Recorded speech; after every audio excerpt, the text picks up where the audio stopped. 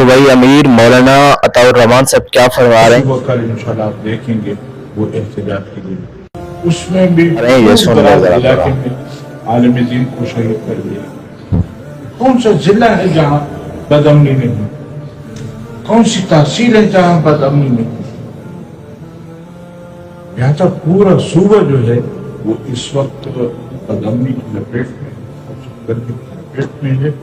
ناظرین انہوں نے بولا ہے کہ ہم مولانا ادریس صاحب کا خون ایسے دشمنوں کو رگنے نہیں دیں گے، بلکہ ہم ان کا پیچھا آخری دم تک کریں گے، ہم تاکہ ان کی نسلیں یاد رکھیں کہ تم نے یہ کیا کیا ہے، کن سے پنگا لیا ہے. علماء کو تم ایسے خام خواہ کمزور سمجھ رہے ہو، ہماری شرافت سے بالکل تم ناجائز فائدہ اٹھانے لگے ہو. لیکن اب جمعیت علماء اسلام نے یہ فیصلہ کر لیا کہ کسی بھی صورت میں ہم اس طرح اپنے علماء کو شہید ہوتا نہیں دیکھیں گے، بلکہ احتجاج کریں گے، ان کو جام کر دیں گے اور ان کے سسٹم کو بالکل ہلا کے رکھ دیں گے.